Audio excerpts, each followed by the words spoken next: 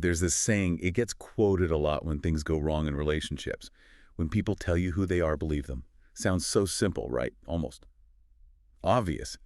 Yet, for this deep dive, we're really looking into why that piece of advice is just so incredibly hard to follow in practice. I mean, we see the evidence all the time, these blatant signs, unkindness, selfishness, people being emotionally distant.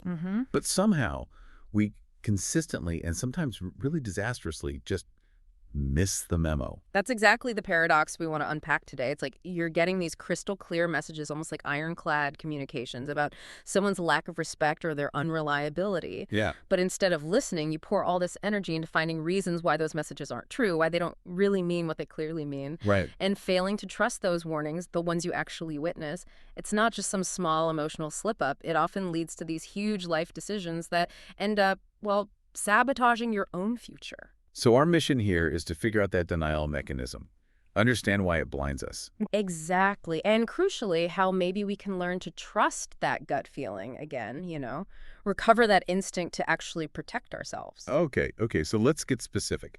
What do these signals actually look like? Because the source material we looked at is pretty clear.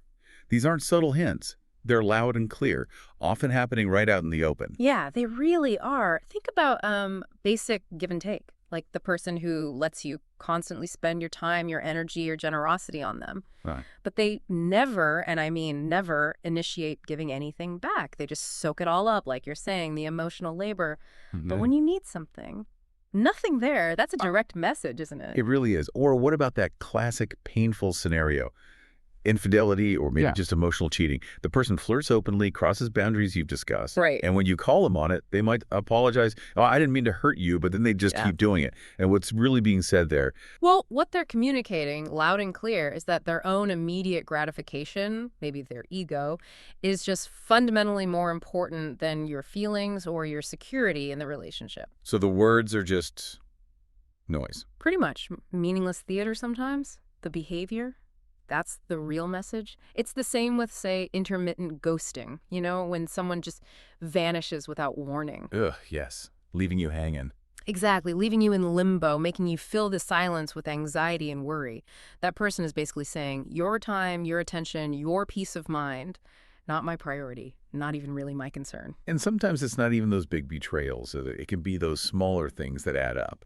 Like the person who consistently meets your warmth, your genuine comments with just curtness, dismissiveness. Absolutely. Or the person who keeps you totally separate from the rest of their life. You never meet their friends, their family maybe. You're kept in this little box, isolated from their real world. Compartmentalized. Yeah. Or just basic communication disrespect, giving a really half-hearted thanks for something significant. Or always saying maybe when you actually need a clear yes or no to plan your life. That maybe can be so frustrating. It really can. And maybe the most chilling sign. The person who just never asks you anything about yourself. Ever. They expect you to share everything, provide all the data, but there's zero curiosity coming back your way. Wow. Okay, so if we pull all that together, the lack of giving back, the boundary pushing, the emotional distance, the poor communication, the lack of curiosity, what's the blunt translation? What are they really telling us? It's basically a series of declarations that, honestly, should be setting off alarm bells. Things like, I am not reliable. I operate on convenience, not real commitment. I don't respect you enough to actually care about your feelings. Yeah.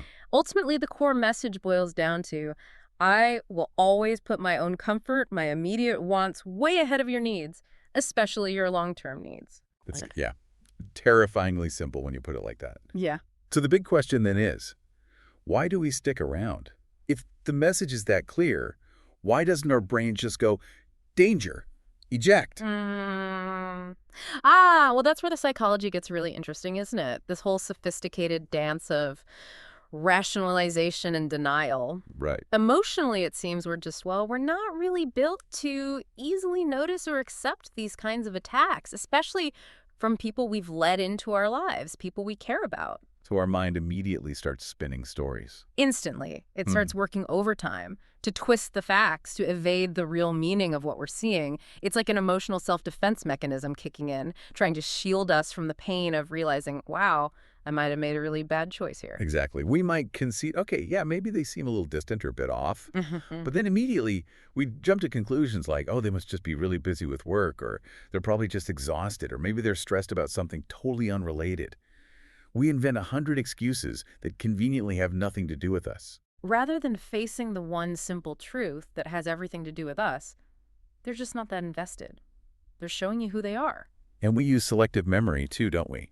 We might admit, okay, the way they acted today wasn't great, wasn't kind. Yeah, mental gymnastics. But then we immediately dive into the past for evidence to the contrary. But remember 6 months ago? They were so nice then. Or we cling to some half-forgotten promise they made, like ages ago. Right, like an offer to take a trip someday or a vague commitment to work on things, as if that one tiny piece of potential good somehow cancels out weeks or months of actual neglect or disrespect we've just experienced. It's like we're pathologically incapable of just putting the right weight on the negative stuff, on the darkness. We just can't seem to hold the thought that maybe, just maybe, we've got someone genuinely harmful in our lives, an opportunist, or just someone deeply shallow. Because the alternative, the idea that we've been fooled, maybe even humiliated, misled, it feels too awful. So our brain prioritizes denial. It genuinely feels safer to believe their stress is the problem rather than believing they are the problem. So if we dig even deeper, why? Why is this blindness so automatic? Where does this instinct to protect their reputation over our own well-being come from? Well, a lot of this seems to trace back to our earliest experiences, to formative conditioning, often in childhood. Okay, the childhood dependence thing. Exactly. Think about it. When you're a child, you literally depend on your caregivers for survival. You simply cannot afford to give up cleanly, as the source material put it, on the people your entire existence relies on. Right. If you recognize your parent or caregiver as neglectful or unreliable or even abusive, that's an existential threat. Too terrifying to face directly. Precisely. So that sheer need for survival forces you internally to twist the truth, sometimes almost unbearably, right? You have to create a narrative that allows you to feel safe, to maintain hope. It's like a survival contract you make with yourself. You become their defense lawyer. You do. You construct a more palatable story. You tell yourself, my father isn't cold, he's just tough, you know? He's lovely, just tough. Yeah. Or my mother isn't neglectful, she's just really, really busy and overwhelmed. Exactly. We learn this pattern of what you might call enforced generosity towards the harmfulness of others. We have to see the good or invent it because the alternative is too destabilizing. And look, as a defense mechanism for a 5-year-old, it's kind of brilliant. It helps you survive. But then you carry it forward. That's the problem. That brilliant childhood defense mechanism becomes a potentially catastrophic bias in adulthood. You end up wired, almost pre-programmed, not to believe bad news about people close to you. You're conditioned to protect the relationship, even if it means sacrificing your own well-being. Setting yourself up for, more pain down the line, future humiliation maybe, because you just refuse to see the data that's right in front of you.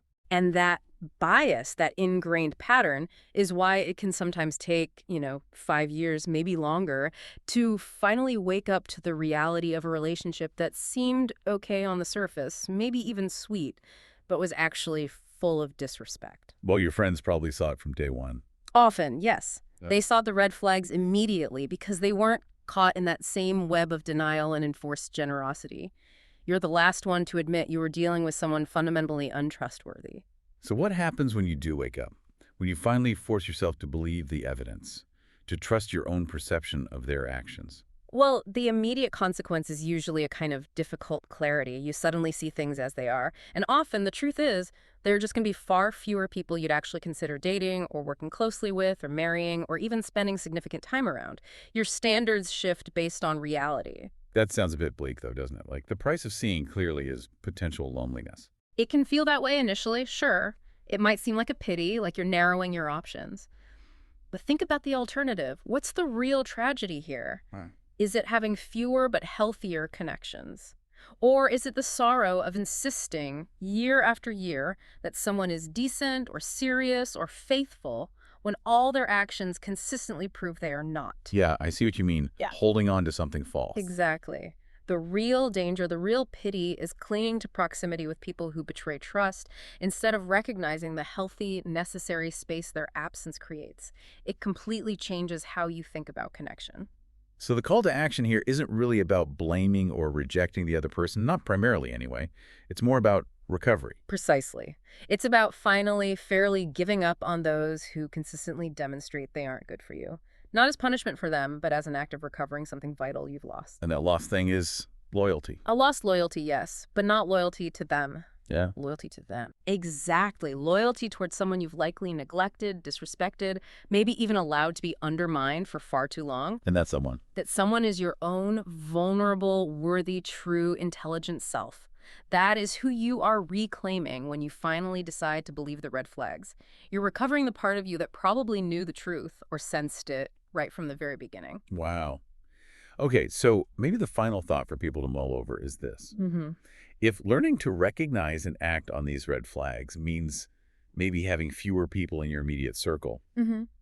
you have to ask, Mm-hmm. was the real tragedy ever the fear of being alone for a while? Or was it the continuous painful self-betrayal of staying connected to something or someone that was demonstrably hurting you? That's definitely something to think about until our next deep dive.